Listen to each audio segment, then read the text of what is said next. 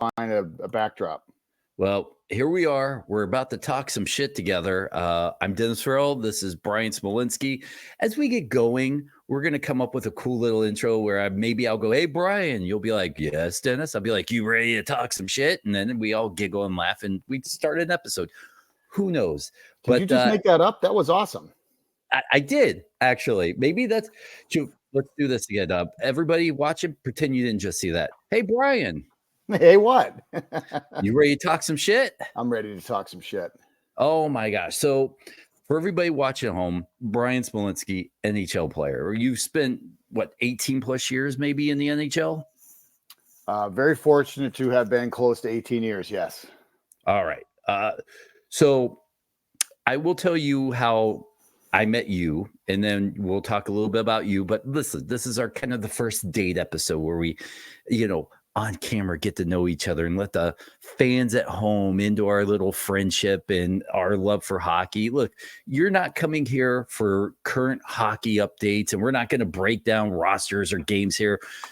We love the current product, but we're about vintage shit right here, man. We're talking the stuff I grew up watching and playing the video games on, still play, and your playing career. And then we're going to interview actors and comedians and musicians and former players. And we're just going to be enjoying the nerdy side of hockey, at least for me. And you can probably reconnect and talk to guys you probably haven't talked to in 20 years.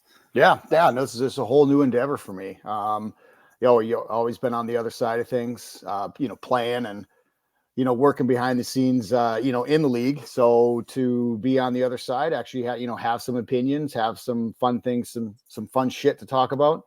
I think I'm ready for it. So I appreciate the opportunity, Dennis. So I will start. We won't go back into my love for hockey. We'll talk about that as we get going here. But I want to say it was, and I'm shooting off the hip, maybe 92, 93 Flair Ultra. I opened up a pack and, I fell into hockey kind of late into my younger years. It was like 91. I kind of started to love for hockey. I grew up in Georgia, so hockey wasn't a thing. I had one of my buddies, John Ames from Pittsburgh, who kind of got me into the video games. Didn't know who these guys were, but you started like playing, and that's how you learn the players, at least for me. Then I go visit my other buddy, Sam Grable in St. Louis, who gets me into hockey cards. So that's kind of how I became a hockey fan. But I open up a pack, I pull your rookie card. And from then on out, you were my favorite Boston Bruin, not named Oates Nilly Bork. And I told you that from day one. Those are pretty good guys, though. Those are pretty good guys. Not bad ones to love. So, and then when you left, I believe Sergei Samsonov became my next favorite Bruin. So that's, I've got a long history of loving, not the superstar Bruins, which, that's how it goes. So open up a pack, I pull your card, fall in love with you. My favorite Boston Bruin at that period. Rewind many years ago, I want to say 2017, 2016, a young chap named Tom Mazaway. I'm not sure if you know who Tom is. Radio talent out here. He goes, hey, I want to connect you with Darren McCarty, who's a wrestling fan, and I'm a wrestling fan. I'm like, absolutely. So I go visit D-Mac at his house. I think I got high like 5 miles from his house. There's like this amazing pot cloud that follows him everywhere he goes. He knows I love him. And so we're sitting there and I'm like, yeah, we're talking wrestling and we're talking hockey. I'm like, one of my all-time favorite players, you probably don't know who he is, one of those things. It's like Bryan Smolinski. He's like, we're on the same alumni team. Come to this event. I'll introduce you to him. And I'm like, giddy as I'm 40 and giddy as a little schoolgirl. Like I'm 30 something. So we go to, it was a Joey Kosher charity event. Yeah. The year they were doing the Ice Bucket Challenge. Yep. You were like, I didn't know anybody there. Darren was like, Smolinski, Dennis Smolinski. All right, bye. And then he went and did all his other stuff. Yeah. So here I am trying not to fanboy too much, but at the same time, like you were so kind, you're like, hey, feel free, stick around with me. You can hang out with me. Cause I was like, they brought me in to do some announcing and I did a little bit of that. And then you kind of welcomed me into this friendship of like, you could have easily been like, all right, pleasure to meet you, goodbye. But you were like, hang out, stand next to me, do this. I'm like, fuck, this guy's amazing. Well, I appreciate that. That was, I mean, that brought back, I'm like, God, I'm trying to figure out how I pinpointed it, when exactly we met. And now that you mentioned the Ice Bucket Challenge, because, I remember when the Ice Bucket Challenge was kind of a big thing. Everybody was kind of doing it across the nation, and it was a great event. It was a great, for great charity. So doing the Joe Kosher softball event that was out at Duck Lake. Joey does, he puts on a great show out there. And we had done that. God, I think it was 11 or 12 years. And I think I'd been there for 11 straight years. So I'm not sure what number that game was, but that was the first 3 or 4 years of those. We had a lot of injuries because guys were falling and blowing their knees up in the field. But we finally found a niche. Joey does such an awesome job. And, when you can get back behind and you're rolling with D-Mac, that's pretty cool. I love D-Mac. I love playing against him. He's a great ambassador for the Wings. Obviously, 4 Stanley Cup winner, so 4-time Stanley Cup winner. So anybody that's a friend of D-Mac's, obviously, I love to befriend. And if you can hang out, drink some beers, smoke some stogies, you're going to be right in my wheelhouse. And that was the best part, because at the end of the evening, I'm like, all right, I met one of my favorite players. And you're like, we had talked, I think at first you might have thought I was like bullshitty, because I'm sure you get that. No one likes me. Who the hell likes me? Like, you got to be really low on the totem pole. But that's it, right? And I'm sure, I don't know playing NHL video games, but I'm sure in your line of business, someone comes up and goes, "Are you an NHL player?" And you're like, "Oh, yeah, I played for a couple of years." Like, you downplay it, and then you go, "Hey," they probably say to you, "Hey, you're my favorite player," and you're like, "All right, that's bullshit." Well, I always say bullshit. I always laugh. I always say, what have I done that I'm your favorite player? So it's always, I'm taken back, very humbled, come from a humble beginning. I live in Ohio, grew up in Ohio. So just to be recognized in the sense of an NHL career is an honor. I understand I played a lot of years. I have some pretty good accolades. I never won a cup, but very difficult to do as a player, to actually get there, play a few years, let alone, 5, maybe get to 10, maybe get to 15, and then play a few years after that. So very, very humbled to be able to do that. So thank you. We're sitting and you invite me out for a cigar one night, and I'm like, this is amazing. Like, I think we swapped numbers. I'm like, I'm going to text them. I won't hear back, because my line of business with knowing a lot of wrestlers and actors and guys like that, a lot of times you switch numbers and then you send them a text like, "Hey man, thanks." And you never hear back from them, but I send you a text and you're like, "Dude, let's go out and have a cigar." And I believe it was Birmingham we went out to have a cigar. Yeah, I think we went to Churchill's. Did we go to Churchill's and watch a hockey game or something? Was it a Sunday? We did. It was a Montreal game, because you tell me the greatest Montreal story, and it's one that I still tell to this day to people, where you were saying, the Americans had to be housed in a different area in Montreal. Well, yeah, we're not in French immersion. Going into Montreal, just on how I got there was, I was on the verge of my 1,000th game, just trying to sign as a free agent. And there were a couple teams interested, but I thought, how cool would it be to be, have a 1,000th game in Montreal, the storyline, just the franchise in itself, would have been, for myself and my family, a great accolade to be in Montreal. So we signed, and then as we get there, we're English, we're American. Where do we find the best way, the best spot to live? And we lived on the English side, which was Westmount, which was just above the old Forum. So the old Forum was literally right down the hill, maybe a half a mile walk, not very far. It was an old mall. It's called the Galleria. Very, very cool. So my kids went to French immersion right away. They picked up French immediately. Within 2 or 3 months, they were very fluent. Of course, they were young, so we know how, 6, maybe 4.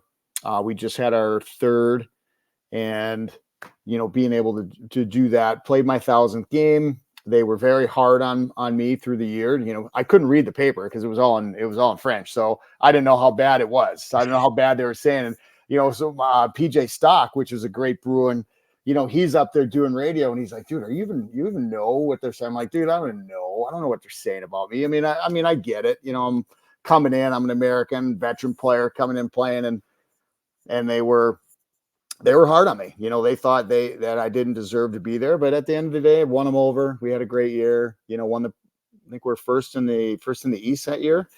Carey Price was a rookie, so we had some great storylines and some great young players that, you know, after I left that year, they went on to have successful careers. So happy about that, and you know, it was a fun city to be in. I recommend to anybody, get to Montreal. It is an unreal city. Would you say maybe in your playing career, best hockey atmosphere? I would say all Canadian cities, and a lot of them U.S., but when you really put it down for franchise and in history, you know, just the nostalgia, original six, I would put Montreal just above Toronto, you know, close to the range, Boston being in there, and then of course Detroit, you know, being a close. So Montreal just has that aura about it when you walk. It's cathedral-like. Everybody loves, you know, it's beautiful, you know, especially the old Forum. Very fortunate to have played. That's one of the cool things I love, that, you know, being I was able to play in all the older buildings. You know, the only one I didn't get to play in was the Olympia here in Detroit, which obviously we know was tore down in what, mid 80s, I think. You know, I never even got to see it. So being able to play in the old Toronto Forum, Chicago Stadium, Montreal Forum, you know, MSG, you know, Winnipeg's older, when they were in the Memorial, older Winnipeg, the BC place in Vancouver, not BC, the Pacific Coliseum was Vancouver. Edmonton's, you know, the Rexall. Very cool to have been able to do that. Growing up, what was your hockey fandom like? Because I can't wait to tell you mine, because I have a very weird hockey fandom. You know, I don't even know. You know, I just started playing in Toledo, Ohio. There was an old IHL team called the Toledo Gold Diggers. You know, kind of the rough and tough IHL. They called it the Iron League, and it was one or two steps below. You know, there was the WHL, I think, which was right below the NHL, the AHL, and then the I. You know, it was kind of the you know, the young version of minor leagues. They were rough and tough. They were right downtown in Toledo, and my dad loved going to the games on weekends. And I mean, they had 10-cent beers. I mean, they'd go there just to party. I mean, when I was 6 or 7 or 8, you know, my dad was, I mean, he was 30, in his mid 30s, you know, so he was a younger guy that had kids, and I just fell in love with it. I loved it. Started skating, and then got pretty good at it when I was about 13. You know, traveled up to Detroit, played in some of the travel leagues, and got better and got better and got better, and, you know, made a career out of it. So were you a collectible guy? Did you, as a young kid, I know now a little bit you have some, but you were not a hockey card guy, jersey? I was a baseball guy. You know, being from Ohio, you played football and baseball, and, you know, and an outlier, I played hockey, you know, and everyone did the seasonal school sports, ran track, you know, in the spring, you played baseball in the summer. And then in the fall, you played football. And yeah, I get hockey cards every now and then with the bubble gums in it. You know, you're playing baseball, and I was particularly for Topps hockey cards. You know, they'd have them both. You know, hey, you know, whatever, 25 cents or whatever they were. I'm like, yeah, I'll take the hockey, because the packs were full. You know, I'm like, give me 2 of those, because all the baseball ones were gone. So that was a little bit cool, but nothing, no jerseys, nothing like that when I was older. Obviously, later in my career, you know, later when I started playing, you start seeing some of these Hall of Famers, and, you know, you're playing with them on the ice, and you're combatants, and you're getting sticks and pucks and jerseys and all sorts of cool stuff. So if we had like a walking camera and you came down, maybe we'll do a show in my basement one time. It's pretty neat. I got some pretty cool stuff down there.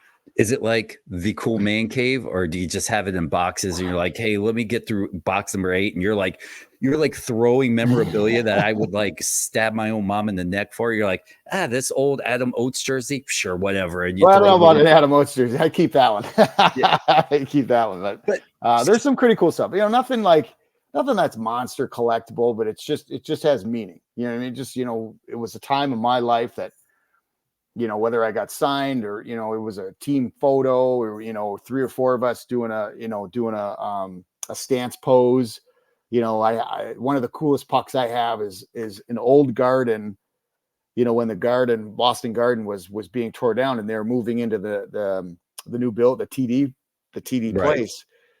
I had a puck signed for Adam Oates, Cam Neely, and Ray Bourque, and I still have it. It was the old one, and I'm like, and I just did those 3 because their stalls are right next to each other, and it was just for whatever reason I just looked at it and I'm like, okay, I don't need anybody else to sign this. I literally have those 3 guys, all Hall of Famers on a one puck, and that's probably one of the coolest things I did by accident. It was just an absolute accident. I started out as a Bruin fan, like diehard Bruin fan when I got in, like I said, 91, 90.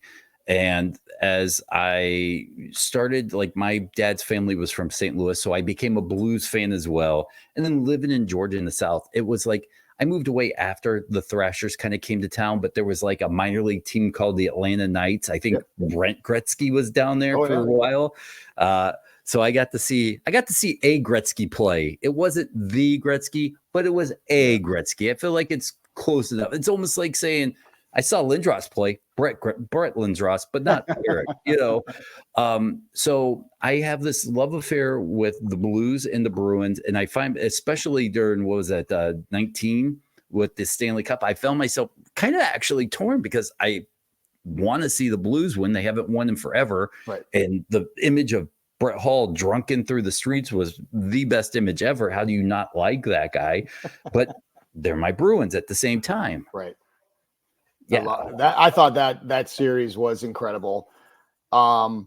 Especially when it goes game 7, you're like, there's no way St. Louis is just going to roll into Boston and do a number that they did. And I mean, as you know, in any sport, if you bring it down to one game, anything can happen. So watching that team, because it was the story year they had from, I think it was January on, they went on some ridiculous run to win all those games that year. To be in playoff mode from December 30th and to win all those games come from, I think it might've been last in the league all the way to, earning a playoff spot, playoff berth, and then finishing off with the cup. I mean, that would have been an absolute highlight. I probably would have sacrificed a few years for that one.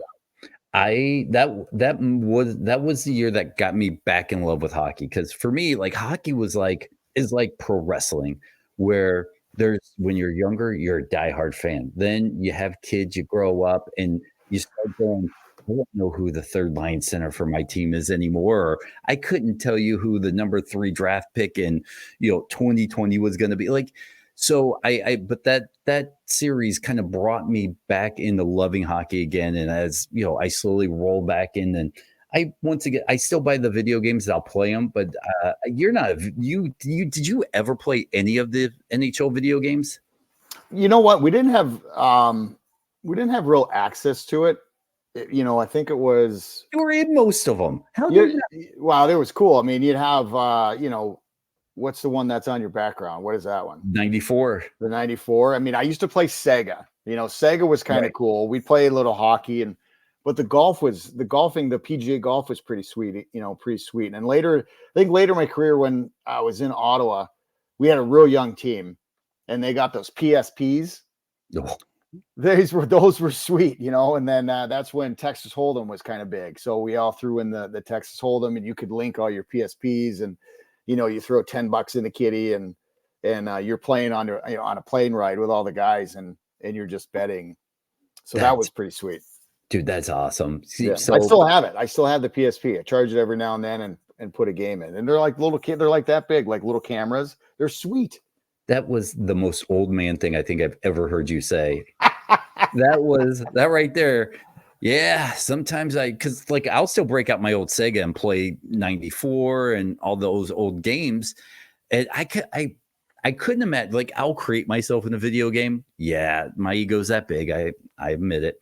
But in my mind, I can only imagine if I was a pro athlete and I'm in a video game, I'm playing as myself in that video game. Come on, you've had to have been Bryan Smolinski scores 9 goals this game. I think my kid might have done that. Yeah, I had a pretty good year when my kid was playing. He was playing PSP or whatever he was playing. PlayStation. That's what it was. PlayStation. Yeah. So I was pretty good back when he was. Dad, you had a 3-3. I'm like, that's great. I need one tonight. I need one tonight, buddy. I'm a little sore, so I would obviously I would touch his joystick just to try and get the mojo for the game.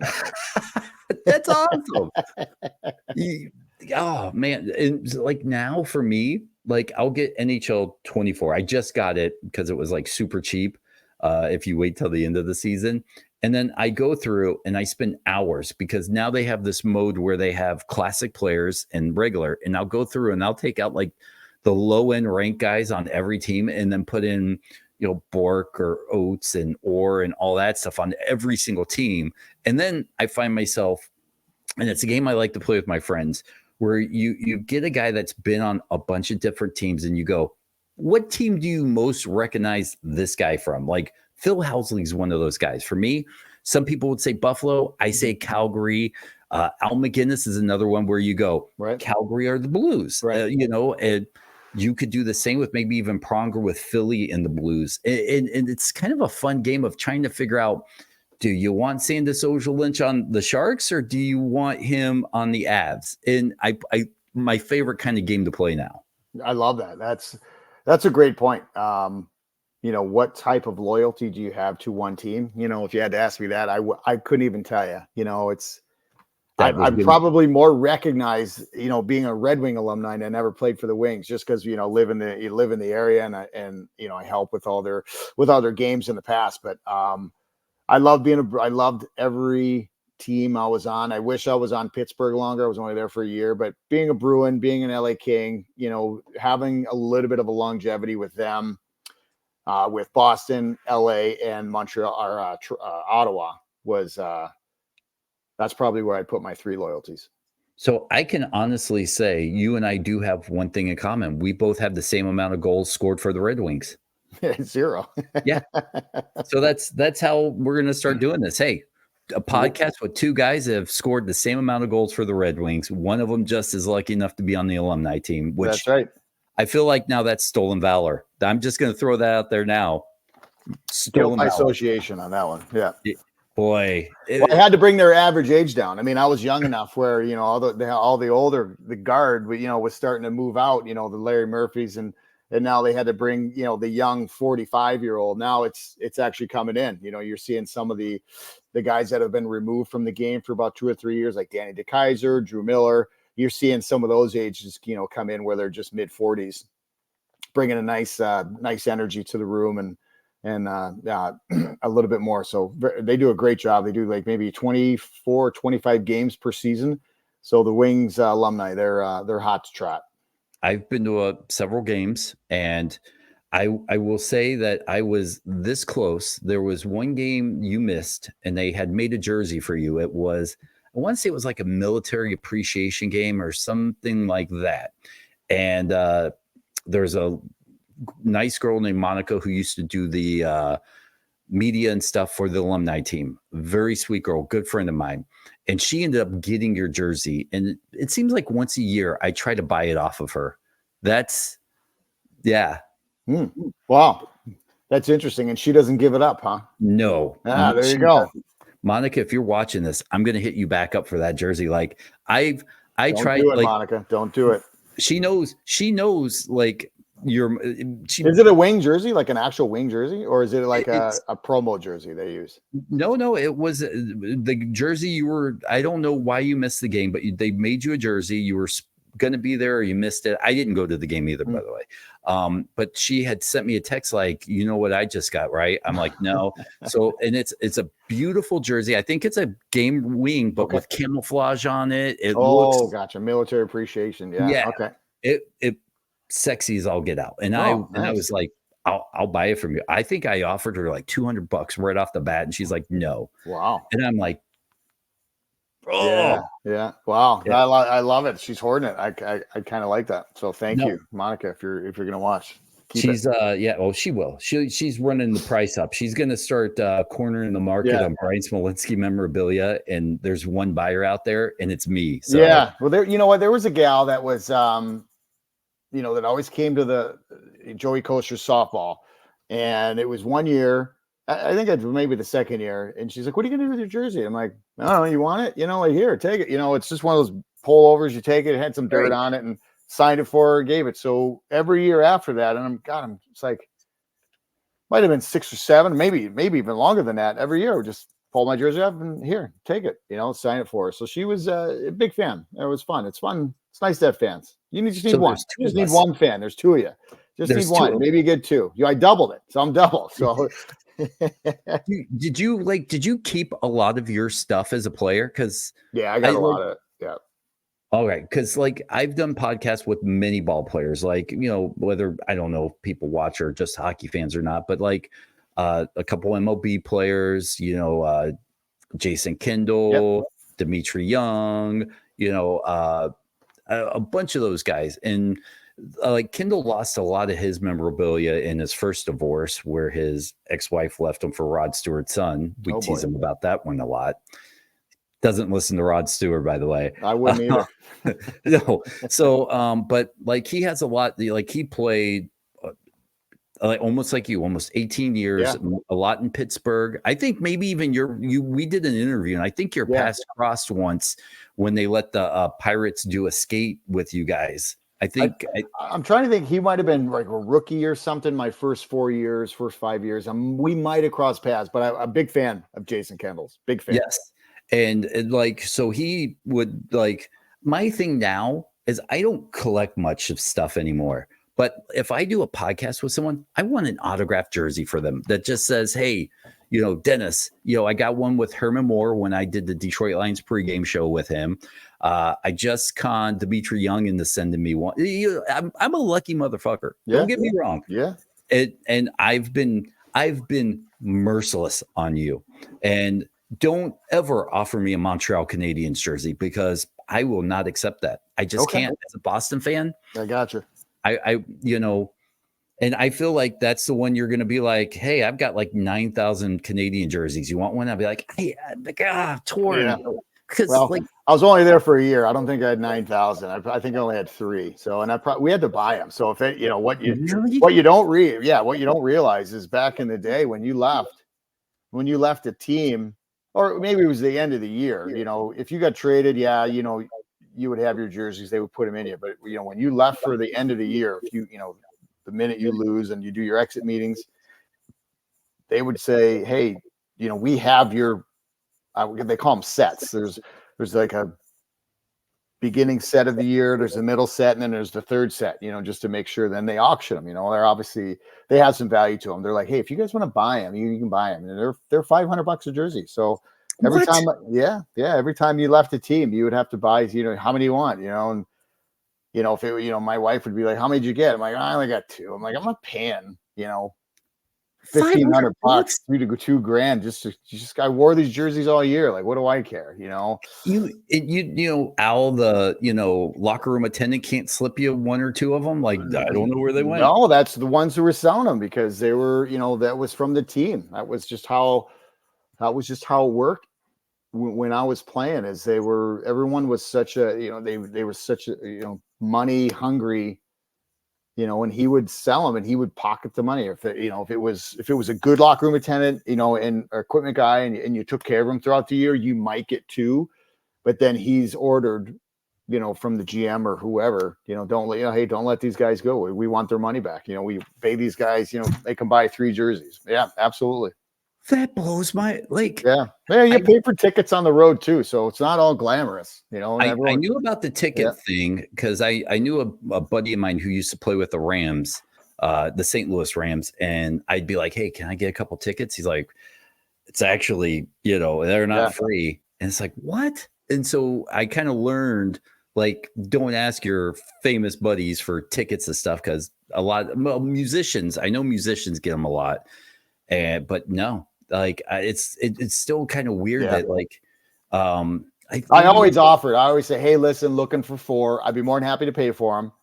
Just let me know if you can get them. Let me know. And if they're COD, cash on delivery, no problem. I'll pay for them. If they're not, somehow I would reciprocate the generosity.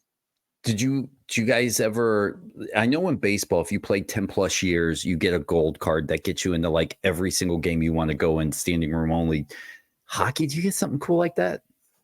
No, not at all. You get alumni, an alumni. If you played on the team, you're obviously automatically in their alumni association. And most teams now, they do such a real good job with their alumni associations. They usually have a box for them. Okay. This day and age. Yeah. So if I went back to a Bruin game, I could call the alumni association, say, hey, I'm in town, I'm coming in. I need 2 seats in the alumni room. Yeah, no problem. Hey, as long as it's in advance, where I could do the same thing in any team I played.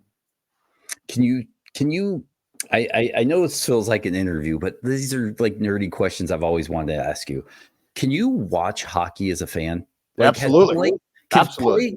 Because one year I went out to Baltimore and sat with Dan Duquette, who was the GM of the Baltimore Orioles. I had helped him out do some stuff, and he invited me out. I flew out, and me, another guy, we sat in the box, and he opened my eyes to baseball, right? Because we watch as fans, we don't see the minutia, that small stuff.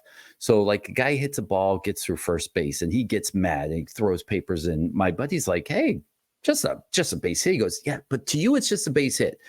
Now my pitcher has to throw 3 more pitches. He adds 1 more batter on every inning he goes, which can compound to like 3 or 4 extra batters, which means we have to go into our bullpen, 2 to 3 innings earlier, maybe an extra pitcher, which screws up our whole series, that 1 base hit.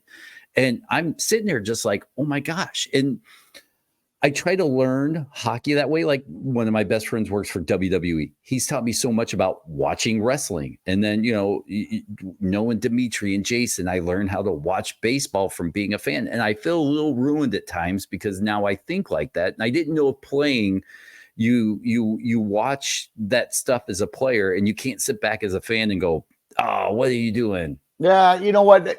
There's a lot of those, what did you call them? Minutias? Is that what you said? I don't know if I use that right. No, I want to sound smart. I'm trying to impress you with my it's great. It's a great word. It's a great word. Thanks. It's a great word.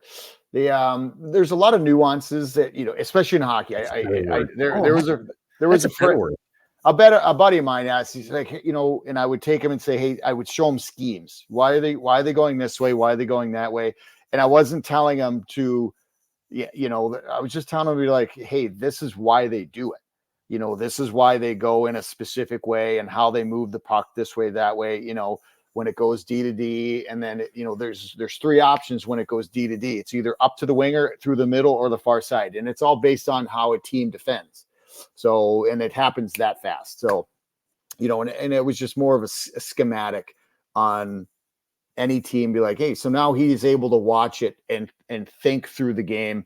When he's watching the Wings or he's watching this, because we'll talk, because he watches the Wings all the time. He'll text me and be like, oh my God, this game that I'm watching, it's so fast. It's so cool to watch these guys, transition the puck from defense to offense and how they defend and things like that. So it's really cool. A little different than baseball. I would say it's methodical compared to hockey. Way more of a chess match. So it's pretty cool to watch. So to answer your question, as a fan, you kind of know what they're trying to do, and you're kind of like, you appreciate it because they're doing it at such a high pace nowadays, and these guys are so damn fast and they're so good and they're big and they're strong and their goalies are bigger and the nets look like they're about this big and somehow they're still scoring the way we used to score. And for the people at home, it seems like we're hitting a bunch of subjects, but we're just kind of brushing over because we're going to talk about all kinds of stuff and some of this stuff more than once and more in depth. But it's kind of like I said earlier in the episode, we're getting to know each other. I'm going to ask my nerdy questions right now. This is the Let's Be Friends, Get to Know You episode. We have a guest for episode 2, which we're really excited about. Absolutely. Yeah. You listen. Darius Kasparis. I've already put it out there because I'm like giddy as a little schoolgirl and I can't wait to record it. And FYI for the people at home, we're doing like back-to-back episodes. So literally when we're done with this, we're all hopping on and I'm going to fanboy out and Well, everyone doesn't know we're in Vegas. We hopped on a plane to Vegas. We're bringing all of our fans. Yeah, we're actually sitting right next to each other. I can reach over and touch him on the shoulder. I want to keep the theater of the mind for everybody there, but just know we use Smolinski money to fly to Vegas, not Farrell money. Big time. Yeah, I'm surprised we should have taken the train. I'm still on the train right now.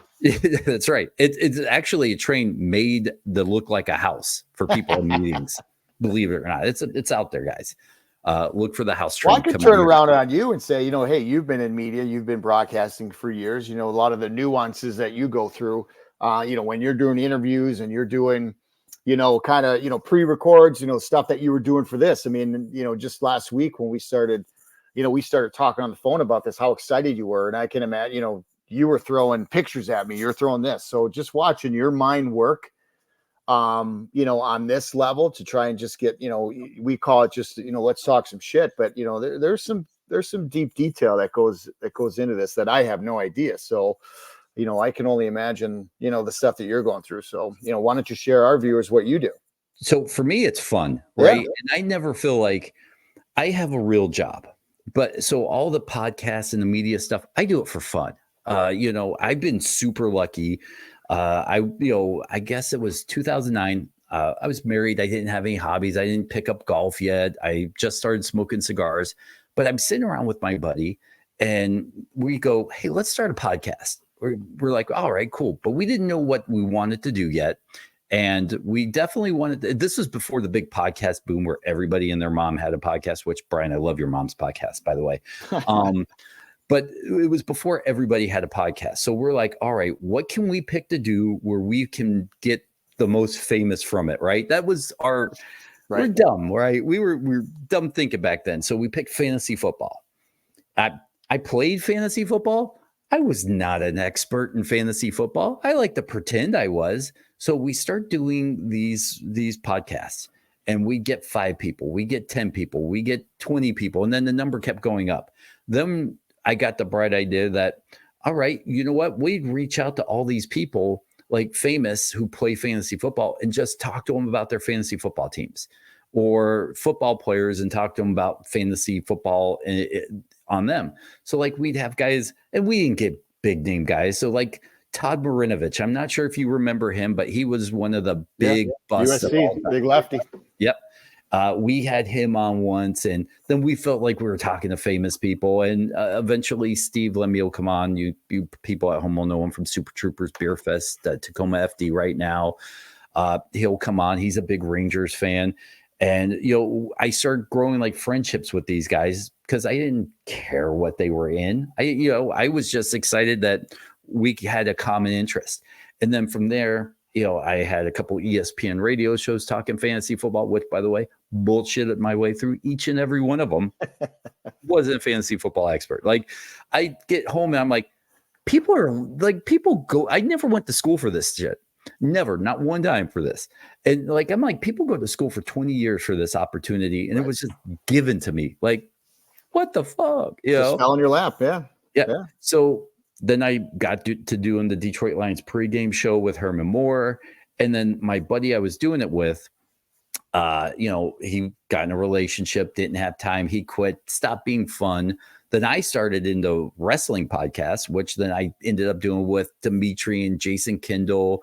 And then Lars Fredrickson from Rancid. I don't know if you remember Rancid, 90s punk band.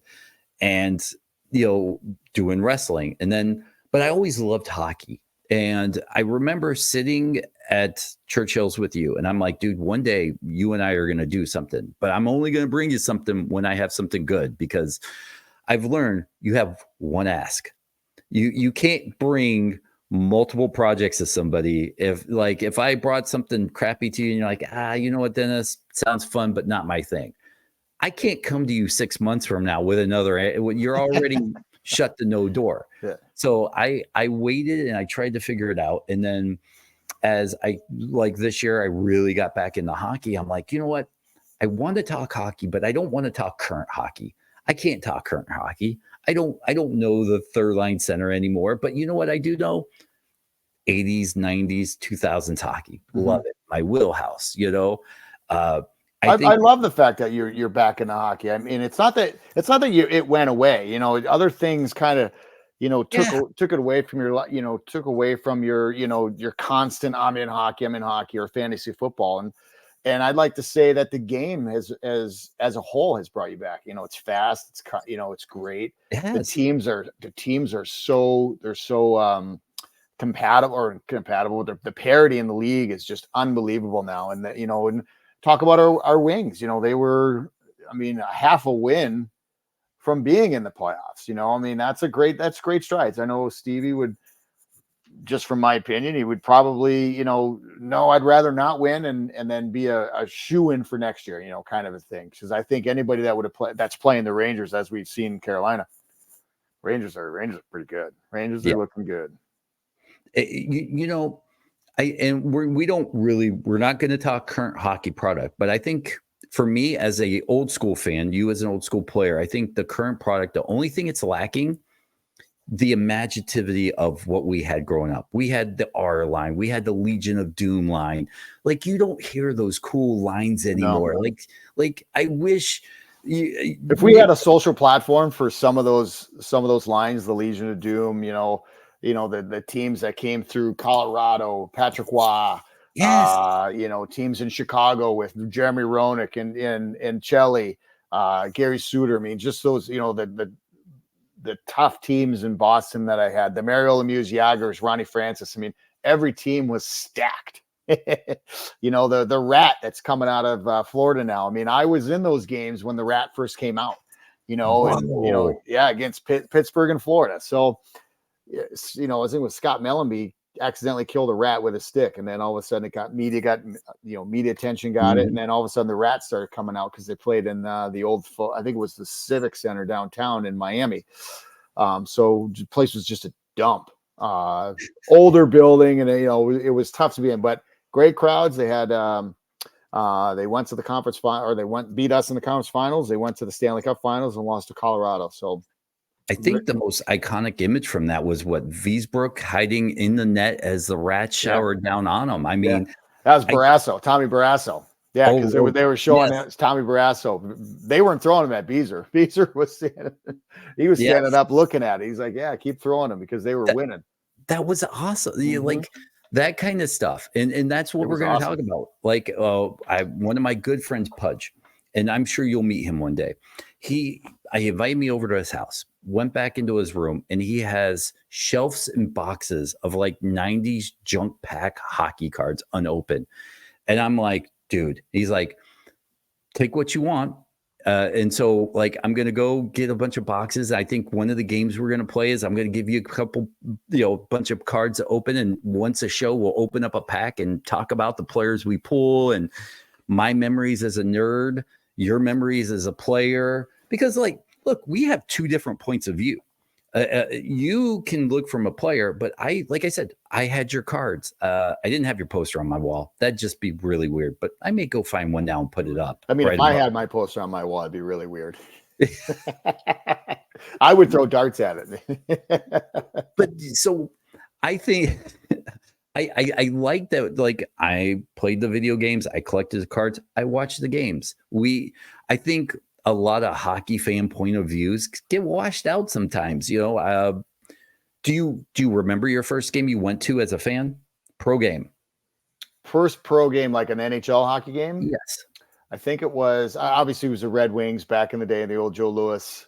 And it was a really cool thing to do. I think I was playing for Little Caesars, which was, the local club teams that are in the area, which, had access to Joe Louis, and they gave us a team, some tickets. So I don't even know who it was. I remember watching CCHA in '88, or not CCHA, but the NCAA finals, the hockey finals, which was at Joe Louis Arena, which was pretty cool. And then 4 or 5 years later, I was playing with some of the guys that were in that game. So, just really cool to see kind of where you are in a specific age and how it comes around when you meet somebody, or even like we're talking, the nostalgia of it all. I mean, you've probably, like some of the guys we're going to bring up throughout these episodes, you probably wouldn't have thought of in 20 years. I told you over text, but this is a great story where my picker as a fan was broken.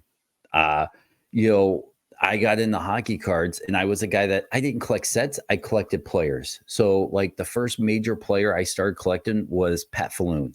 I thought this guy, I didn't watch much hockey. You have to remember still Pat Falloon holds a special place in my heart. Call him whatever you want, but the dude hung around for a while in the NHL. He was an excellent hockey player. San Jose Yep. Shark, I believe. Very high. overall. Yeah, I was going to say high draft pick, one of their first ever draft picks, I believe. So, Pat Falloon was a very good hockey player. Very And good. then Alexander Daigle was the other guy that I got heavily into his cards. And, I still to this day, one of my favorite players. When I create players, I'm 46 years old. I know it's not a panty dropper to say that I still create players on NHL 224, but I do. I still create those two guys to this day, and I make them superstars. And Dag was penned the next superstar. One of the first ever picks, I think, to Ottawa. Mm-hmm. Coming out of the Quebec League, he had scored a lot of points, and unfortunately, I think they threw him right into the fire. And and sometimes, as we've seen over the last couple of years, being 18, 19. It takes a few years to kind of get your feet wet. And by the time he was 21, 22, he might have been already burnt out. He'd already been, he maybe another team. He's not this good. He's not that good. When he just needed some time to mature and grow up, just like we all do. Another guy, I think Daigle spent 10 years in the NHL. He went over and played in, the Flyers for several years, if I'm correct, and maybe another team or two after that. And played for the Range for a bit. Yeah, I mean, he was a good hockey player. He was a very good hockey player. He just, too much too soon sometimes for a younger player like that, especially when a brand new franchise comes in and you're supposed to be the savior. Like you see Bedard. I mean, if you put Dag in this kind of atmosphere, he might thrive. Right. But that was a hard era to play in as an 18-year-old. There's a documentary on Amazon. I haven't watched it yet, but it's about Alexander Daigle, and I'm kind of excited about actually sitting down and watching that. It came out, I don't know, 4 or 5 months ago. So okay. Yeah, I don't know if you're an Amazon Prime documentary guy, but definitely, because that and the one that they've been pimping a lot on ESPN, I really want to see the Joe Sakic documentary. Joe Sakic one, yeah, that Have sounds cool. Both of those. No, I haven't. I mean, you kind of have an idea, Yeah, you were there. You lived it. Kind of, yeah. I didn't live it, but I knew that what everyone was trying to do back then. Especially when it's the contract match and things. Sergei Fedorov went through something like that here in Detroit. So, yeah, I now that you said Daigle's got one out there, I would love to watch that. I'm intrigued. Absolutely intrigued. I think maybe our next solo episode, we go our own ways. We watch the Daigle interview. Maybe we even come back and talk about that and some of the players. Because for me as a fan, I look back on that early Ottawa team, and maybe the names get a little fuzzy, but there was Wade Redden. Yeah, Wade was a high pick. Yeah, Daniel Alfredson. Yes, like I mean, I love both those guys. I think Chris Phillips came a little bit later. Yep. If I'm not correct. Yeah, the organization was a little bit more established, and Philly came in. Cool story about Philly. Philly always was a center. Started as a center, ended as a center. So very rare do you see a player, play his entire career with one team. Right. To see, they call him the Big Rig. I mean, he's a big dude, awesome guy, and that's pretty cool to watch him. And he still lives there. Lives in the community. He's a Fabric now. Met a gal, and they're married, have kids. Alfredson was kind of the Messiah. He just between him and Dag, I think Alfie would have been a couple years after Dag, and Alfie just blossomed. He just, for whatever reason, was. Took it upon himself, and now, he was the captain for so many years. He was a great captain when I was a part of the Senators. So, now I think he's on the bench coaching. Yeah, and there's another guy that was probably you guys either played together for many years because his career path was maybe even 2 or 3 of the same teams, but like a Sean McEachern was on those teams too, where he was one of those guys that I was like, I really like him. You both might even been on the USA team together, right? We were on the World Cup team together in '96 when we won. Sean was a BU guy. I went to Michigan State. Always played against each other. When I was in Boston, he was in Pittsburgh. Him and I were traded for each other. So pretty cool story. So it was me, Glenn Murray, were traded for Sean McEachern and Kevin Stevens. So we got, cross paths there, and, Sean was in Ottawa as well. Very good hockey player. Good score. Good score. Yeah. Were you guys were not in Ottawa at the same time though, were you? We were not. No. Because that's what in my mind. And you know what? I guess I could use this little thing called Google to help me figure all this stuff out. But it's more fun to talk about because. Well, now when they're talking about the '90s, we got to actually open the book. You got to actually go back and get the big stat book. Oh, yeah, that was my all-time favorite thing. My grandma every year would buy me the 94, 96, 97 baseball or NHL almanac where you can flip through and you see all the transactions, you see all the points, the scores, the story.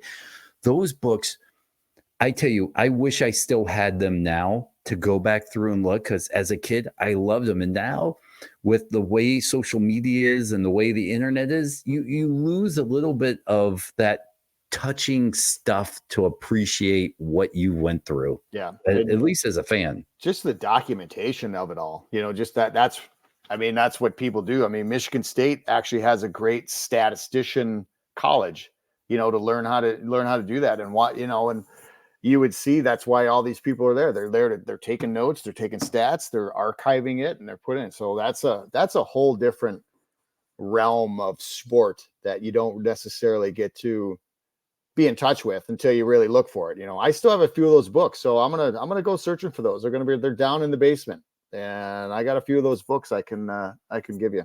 Dude, I'm more excited about that than trying to get one of your jerseys from you now. That's perfect, even better. Yeah, for $500. Listen, in all honesty, when I'm like, "Hey, can I have one of your jerseys?" and you were very sweet about it, you're like, we'll talk one day." Like in my mind, I'm like, Jason Kindle has boxes and boxes and boxes of all these old jerseys that he used to have. I'm like, dude played on 19 teams. I mean, he's probably washing his car with an LA King jersey.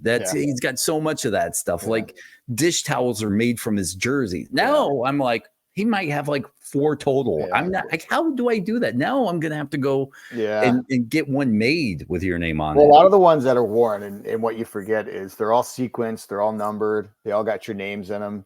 So if, the old Boston ones, and you get it, there's, there's tags in them. So every game is sequenced. So every set that you have, there's a whole new set of jerseys that came out. Well, those jerseys are sequenced, they're numbered, they're archived. And then when you wear them and then they sell them, that's what you're buying. So at least, they're game worn, they're on, they were worn in, pregame warm-ups, back when we had, Hockey Fights Cancer Month and stuff like that. You'd wear all the pink sticks, and you'd use the pink sticks and the pucks, and they could take them up and then, use them for charity. Now, we're going to definitely do a lot of deep diving into the collector aspect of hockey, but as a fan, of course. But you played in 2 different eras. I've noticed as a fan, right?